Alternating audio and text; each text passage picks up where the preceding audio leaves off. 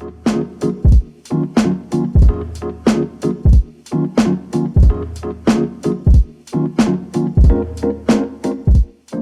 back to another episode of my On Assignment series. I'm Justin Mott. If you're new here, my channel is dedicated to all things photography from the perspective of a full-time working professional photographer. And in this On Assignment series, I open up my archive, I go back through an assignment that I shot, take you guys behind the scenes, show you some images, and give you some insight on what it's like to be an assignment photographer. Today I'm taking you back to 2012 for an assignment I shot for the New York Times in Bangladesh. This story revolved around intense labor unrest in the garment industry, a sensitive topic that remains incredibly relevant today. Be sure to stick around to the end where I'll share with you guys the front page image that the New York Times published, along with the other images they chose for their slideshow.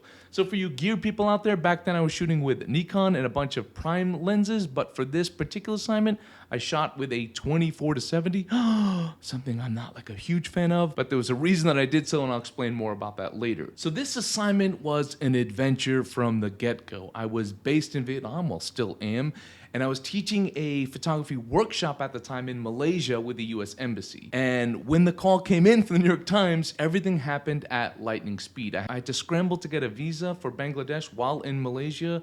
A feat easier said than done. It was extremely complicated. And before we dive in, a quick favor. I noticed many of you enjoy my content, but you haven't subscribed yet. If you could hit the subscribe button, that would be very helpful to me, helps support the channel, helps me create more content like this. So if you don't mind, take a moment and hit subscribe. So applying for a journalism visa was out of the question. It would have drawn way too much attention. Bangladesh wasn't a typical tourist destination for Americans, especially Americans that were living in Vietnam. And with the garment industry unrest at the time, it would be pretty obvious what my intentions were if I showed up with a bunch of gear, just me being there. So it was rather tricky. I mean, I was risking deportation, possibly jail, or even just outright denial of entry when I arrived. But back then, it was a chance I was willing to take because I was kind of I would do anything to get the assignment, and that's probably why I got hired quite a bit. So the embassy in Malaysia wasn't much help with the visa, so I gambled with the visa on arrival. I listed a fellow photographer friend who was living in Dhaka at the time as my contact, claiming I was just visiting him. When I arrived at the airport, full of anxiety, full of stress, I saw a bunch of TV journalists being escorted into a back room with their bulky gear and Pelican cases. And I love Pelican cases, but if you want to fly under the radar, wrong choice. Everyone kind of knows what they are, and usually the people that carry them, what they do. I chose to travel very lightly, again, with just that 24-70. It was a bigger lens, but I just figured that one lens and that's it. Maybe I could fly under the radar. I had up my little black dome K bag, didn't necessarily look like a camera bag.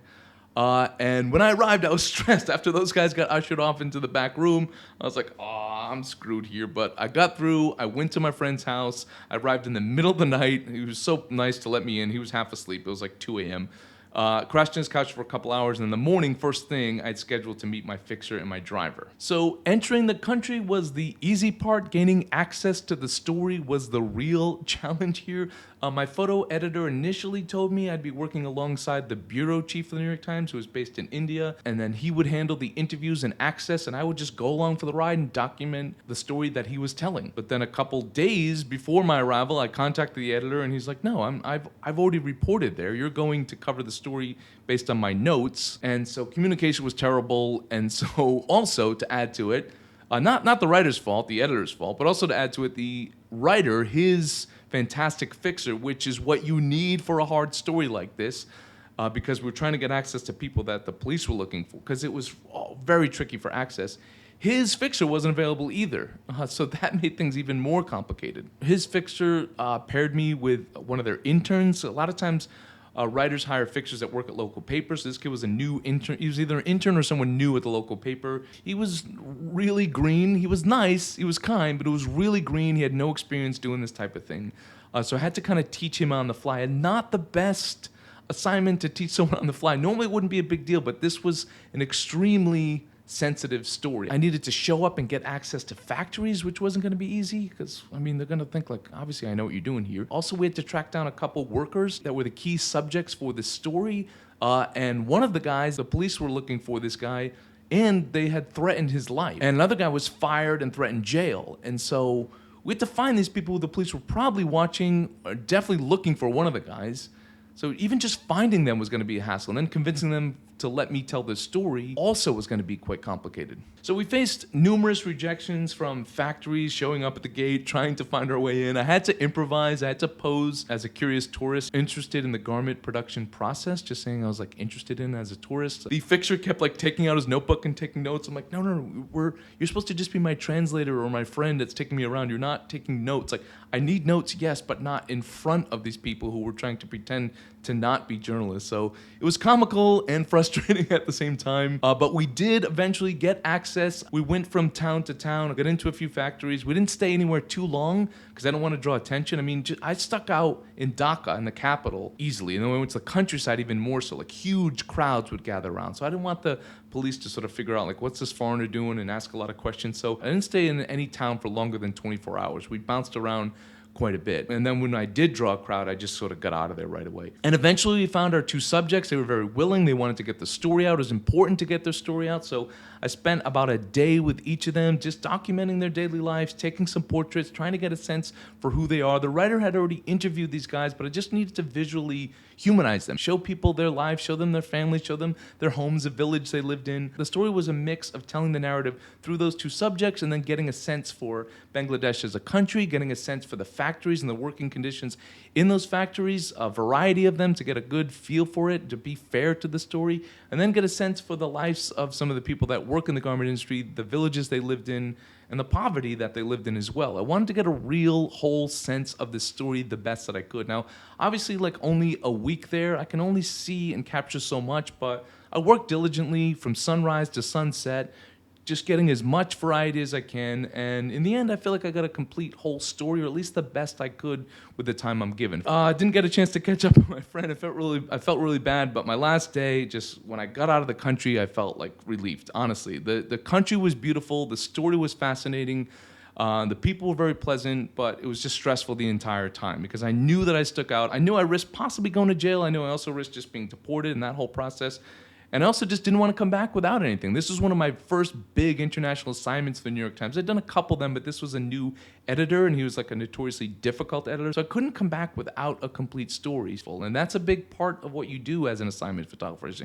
You have to figure it out. You have to figure out how to get access. You have to figure out how to get images to tell the story that they give you. They don't want you coming back with excuses. They want you coming back with solutions, and solutions are pictures. So the assignment got the front page of the paper, which was a big deal, which is always a big deal for you as a photographer. If you can get above the fold front page of the New York Times, you're happy. That sometimes is just because the writer told a great story and you were the photographer for the assignment, but you also have to get an interesting picture for them to make it into the front page. But I'll give more of the credit to the writer here. It was an interesting assignment. It was a challenging assignment. In many ways, it helped really form me as a photographer, helped me really understand how to be resourceful and how not to just give up on an assignment, even with all the challenges that I faced with access, with not only just getting access into the country, but access once I was there. It was the first time I had ever worked in the country. I had to figure out a lot of things, and then to work with someone so green, have to teach him on the fly was challenging.